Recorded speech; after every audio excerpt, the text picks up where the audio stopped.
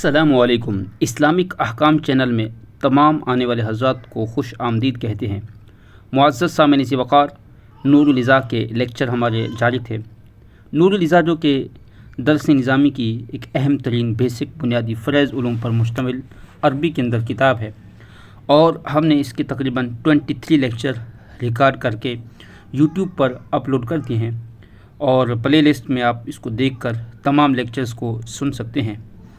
آج ہمارا 24واں لیکچر ہوگا، اور آج جو ہماری فصل ہے وہ بڑی اہم ہے، وہ ہے فصل فی حکم الجبیرۃ و نحوہا، کہ آج کی جو ہماری فصل ہے وہ بہت زیادہ اہمیت کی حامل ہے، کہ جب ہم مسح کرتے ہیں تو اس مسح کے حوالے سے بہت اہم ترین فصل ہے۔ تو میرا جو طریقہ ہے وہ وہی ہے کہ میں سب سے پہلے جو ہے وہ عبارت پڑھتا ہوں، ترجمہ، اور اس کے ساتھ نفس مسئلہ بیان کرتا ہوں، جس طرح ہمارے علماء کرام کا طریقہ تھا۔ تو مصنف فرماتے ہیں اذا افتسد او جرح او کسر عضوہ، یہ سارے مجہول کے صیغے ہیں۔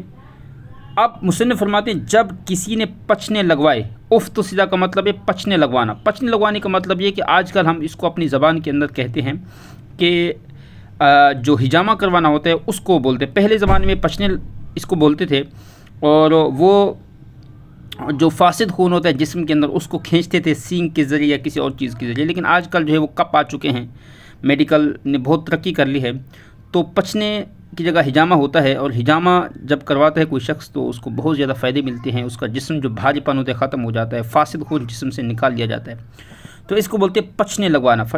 اذا افتسد، جب کسی شخص نے پچنے لگوائے، اور جرح، یا کوئی شخص زخمی ہو گیا، او کسر عضوہ، یا اس کا کوئی عضو ٹوٹ گیا۔ کسر کا مطلب ہوتا ہے ٹوٹنا، عضوہ عضو یعنی جسم کا کوئی ٹکڑا حصہ، جیسے ہاتھ پاؤں وغیرہ etc۔ تو او کسر عضوہ، یا اس کا کوئی عضو جو ہے ٹوٹ گیا، ٹھیک ہے نا۔ فشدہ، اب یہاں پہ شدہ کے اندر یہ فعل ہے، شدہ ہو ضمیر جو ہے آپ کو پتہ ہے کہ یہ لوٹے گی اس ٹوٹے ہوئے عضو کی طرف، جو زخمی عضو ہے، ٹوٹا ہوا عضو ہے، اس کی طرف جو لوٹے گی۔ تو اب یہاں پہ دو ضمیریں ہیں، پہلی ضمیر لوٹے گی اس بندے کی طرف، فشدہ جو فعل کے اندر ضمیر ہے جو فاعل بنے گی، اور ہو ضمیر جو ہے یہ اس زخمی عضو یا ٹوٹے عضو کی طرف لوٹے گی، جو کہ مفعول بھی بنے گی۔ فرماتے ہیں فشدہ بخرقۃ او جبیرۃ، تو اس نے اس کو کیا، اس زخمی عضو کو باندھ دیا، بخرقۃ کسی کپڑے کے ساتھ، اور جبیرۃ یا جبیرہ، اچھا جبیرہ کس کو بولتے ہیں؟ جبیرہ بولتے ہیں لکڑی رکھ کر پٹی باندھنے کو، یا پٹی ہم اس کو ترجمہ پٹی بھی کر سکتے ہیں۔ اس نے اس عضو کو کپڑے سے یا جبیرہ سے یعنی کہ لکڑی رکھ کر باندھ دیا۔ وَكَانَ لَا يَسْتَطِيعُ غَسْلَ الْعُضْوِ، اور وہ استطاعت نہیں رکھتا کہ اس عضو کو دھو سکے، یعنی اس عضو کو نہیں دھو سکتا، اس عضو کو دھونے کی استطاعت نہیں رکھتا۔ وَلَا يَسْتَطِيعُ مَسْحَهُ، اور نہ ہی اس پر مسح کرنے کی استطاعت رکھتا ہے، ٹھیک ہے نا۔ وَجَبَ الْمَسْحُ عَلَى أَكْثَرَ، اب یہاں پہ اس کو دیکھیں، وَجَبَ الْمَسْحُ عَلَى أَكْثَرِ مَا شَدَّ بِهِ الْعُضْوَ، فرماتے ہیں جس چیز کے ساتھ اس نے عضو کو باندھا ہے اس کے اکثر حصے پر مسح کرنا واجب ہے۔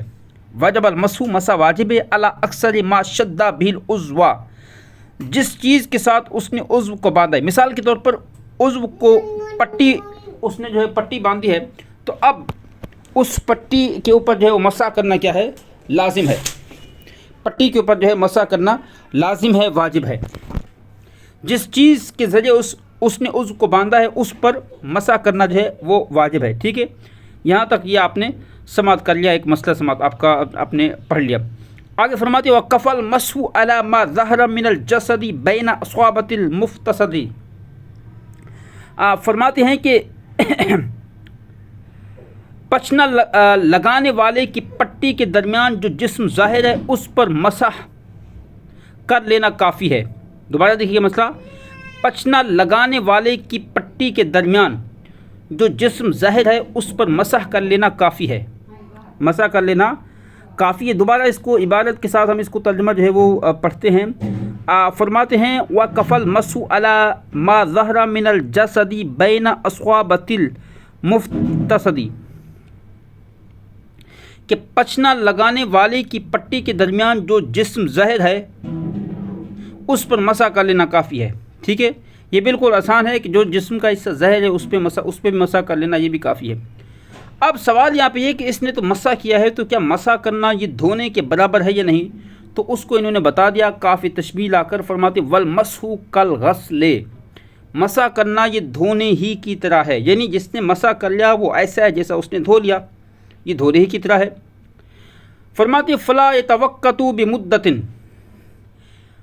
فرماتے ہیں کہ یہ مسح کسی مدت کے ساتھ خاص نہ ہوگا، یعنی جس طرح ہم نے پیچھے آپ کو پتہ ہے کہ پیچھے کچھ چیزیں ہم نے پڑھ کے آئے ہیں، وہ مسح علی الخفین تھی کہ مسح علی الخفین میں ہم نے کہا تھا کہ مقیم کے لیے 1 دن 1 رات اور مسافر کے لیے 3 دن 3 راتیں تھی۔ یہاں پہ ایسا نہیں ہوگا، جب تک پٹی بندھی ہوئی ہے، بیماری باقی ہے، اس وقت تک یہ رہے گا، تو یہ کسی مدت کے ساتھ خاص نہیں ہوگا۔ ٹھیک ہے، دوبارہ ترجمہ کر لیتا ہوں آپ کی آسانی کے لیے۔ فَلَا يَتَوَقَّتُ بِمُدَّةٍ، تو یہ کسی مدت کے ساتھ مؤقت نہیں ہوگا۔ ٹھیک ہے، مدت کے ساتھ خاص نہیں ہوگا، مسح کسی مدت کے ساتھ خاص نہ ہوگا۔ آگے فرماتے ہیں وَلَا يَشْتَرِطُ، یہاں پر عبارت کو آپ دیکھیے گا، وَلَا يَشْتَرِطُ شَدُّ الْجَبِيرَةِ عَلَى طُهْرٍ، دوسری چیز جو بیان کریں، اور نہ ہی پٹی طہارت پر باندھنا شرط ہے، علی طہر، یہاں پہ آپ سمجھیے گا، پیچھے آپ نے مسح علی الخفین جو پڑھا تھا وہ یہ تھا کہ جب کوئی شخص موزے پہنے گا تو اس سے پہلے پاؤں کو دھو لے یا پھر پہلے وضو کر لے۔ ٹھیک ہے، لیکن یہاں پہ ایسا نہیں ہے کہ اگر کوئی شخص زخمی ہے تو ایسا نہیں کہ پہلے اس کو دھوئے، پاک کرے، پھر پٹی باندھے، پھر پٹی کے اوپر جو ہے مسح کرے، نہیں، خون بہ رہا ہوتا ہے، اس کو دھوئے گا تو وہ تو نقصان دہ ہوتا ہے، لہذا پٹی بند گئی تو اب ضروری نہیں ہے کہ بھئی نیچے زخم ہے، نیچے خون بہ رہا ہے، ناپاک جگہ پاک ہے ناپاک ہے، اس کی شرط نہیں ہے۔ وَلَا يَشْتَرِطُ شَدُّ الْجَبِيرَةِ عَلَى طُهْرٍ، فرماتے ہیں نہ ہی پٹی طہارت پر باندھنا شرط ہے۔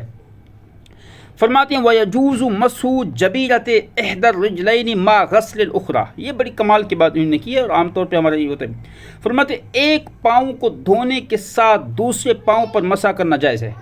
کتنی کمال کی بات یہ، یعنی ایک پاؤں پہ پٹی باندھی ہے تو ایک جس پاؤں پہ پٹی باندھی ہے اس پہ مسح کر لیا اور دوسرے کو دھو لیا، جائز ہے۔ فرماتے ہیں کہ دیکھو کتنی کمال کی بات انہوں نے کی، کتنی اچھی بات کی، ایک پاؤں کو دھونے کے ساتھ دوسرے پاؤں پر مسح کرنا جائز ہے۔ فرماتے ہیں وَلَا يَبْطَلُ الْمَسْحُ بِسُقُوطِهَا قَبْلَ الْبُرْءِ، بر کا مطلب ہوتا ہے صحت یابی، سقوط گرنا، مسح کا مسح، اور یبتلو مطلب باطل ہونا۔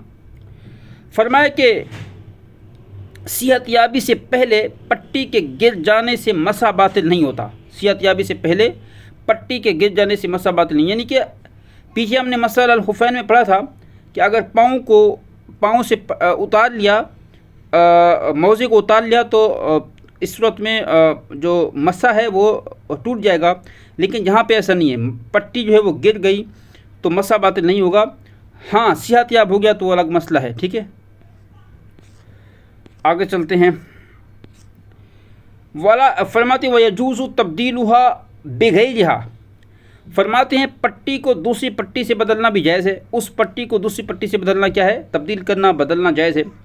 وَلَا يَجِبُ إِعَادَةُ الْمَسْحِ عَلَيْهَا، اور اس پر مسح کا اعادہ بھی واجب نہیں ہے، اس پر مسح کا اعادہ بھی واجب نہیں ہے۔ فرماتے وَالْأَفْضَلُ إِعَادَتُهَا، افضل یہ کہ اعادہ کر لے، لیکن واجب نہیں ہے، افضل ہے اعادہ کرنا۔ دیکھو کتنے اہم ترین مسائل ہیں جو کہ فرض علوم پر مشتمل ہیں، اور اس طرح کے مسائل بہت سے لوگوں کے ساتھ ہو جاتے ہیں۔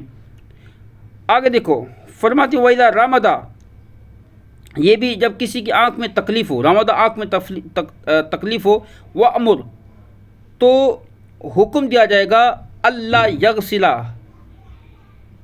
عینہ، حکم دیا جائے گا کہ وہ حکم نہیں دیا جائے گا کہ وہ اپنی آنکھ کو دھوئے، او انکسر ظفرہ، یا اس کا ناخن انکسرا ظفرہ، یا پھر اس کا ناخن ٹوٹ گیا، وجعل علیہ دواء، اور اس نے اس پر دوا کو ملا، او علقن، یا پتے کی کھال لگائی، او جلدتن، یا پھر گوند لگائی۔ اچھا یہاں پہ ورڈ میننگ کا تھوڑا فرق آ رہا ہے، تو علقن کا مطلب لکھو گوند، جلدتن مرارتن، جلدتو مرارتن کا لکھو پتے کی کھال۔ فرمائے وَدَرُّهُ نَزْعُهُ، جس کا اتارنا نقصان دیتا ہو، جَازَ لَهُ الْمَسْحُ، تو اس پر مسح کرنا جائز ہے۔ وَإِن دَرَّهُ الْمَسْحُ، اور اگر وَإِن دَرَّهُ الْمَسْحُ، اگر مسح نقصان دیتا ہو اس کو، تَرَكَهُ، اس کو بھی چھوڑ دے گا۔ اللہ اکبر، کتنی کمال کی بات کی ہے کہ مسح اگر دھونا نقصان دیتا ہے تو مسح کرے گا، مسح بھی نقصان دیتا ہے اس کو بھی چھوڑ دے گا، صرف جو حصے باقی ہیں، جیسے دوسرا پاؤں صحیح ہے، دوسرا ہاتھ صحیح ہے، تو پھر اسی کو صرف دھوئے گا۔ کتنی کمال کی بات کی ہے بھائی۔ فرماتے ہیں اگر مسح بھی نقصان دہ ہو تو مسح کو بھی ترک کر دے۔ ولا یفتقر الی النیۃ فی مسح الخف والجبیرۃ والراس، لاسٹ بات ہے، کہتے ہیں موزے، پٹی اور سر پر مسح کی صورت میں نیت ضروری نہیں ہے، نیت ضروری نہیں ہے۔ تو لہذا آج کا ہم نے مسئلہ جو ہے وہ سنا، آخر میں پورے کا ترجمہ کر دیتا ہوں۔ فرماتی جب کسی نے پچنے لگوائی یا زخمی ہوا یا اس کا کوئی عضو ٹوٹ گیا، اور اس عضو یعنی زخمی عضو یا ٹوٹے ہوئے عضو کو کپڑے یا جبیرہ یعنی کہ لکڑی رکھ کر اس کو باندھا، اور وہ عضو کو نہ دھو سکتا ہے نہ اس پہ مسح کر سکتا ہے، تو جس چیز کے ساتھ اس نے عضو کو باندھا ہے اس کے اکثر حصے پر مسح کرنا واجب ہے، اور پچنے لگانے والی کی پٹی کے درمیان جو جسم زہر ہے اس پر مسح کر لینا کافی ہے، مسح دھونے ہی کی طرح ہے۔ پس مسح کسی مدت کے ساتھ خاص نہ ہوگا، اور نہ ہی پٹی طہارت پر باندھنا شرط ہے۔ ایک پاؤں کو دھونے کے ساتھ دوسرے پاؤں پر مسح کرنا جائز ہے۔ صحت یابی سے پہلے پٹی کے گر جانے سے مسح باطل نہیں ہوتا، اور پٹی کو دوسری پٹی سے تبدیل کرنا جائز ہے۔ دوسری پٹی پر مسح کا اعادہ نہیں، اور دوسری پٹی پر مسح کا اعادہ کرنا افضل ہے۔ جب کسی کی آنکھ میں تکلیف اور حکم دیا گیا ہو کہ وہ آنکھ کو نہ دھوئے، یا اس کا ناخن ٹوٹ گیا ہو اور اس پر ٹوٹے ہوئے ناخن پر دوائی، گوند یا پتے کی کھال لگائی جس کا اتارنا نقصان دیتا ہو، تو اس پر مسح کرنا جائز ہے۔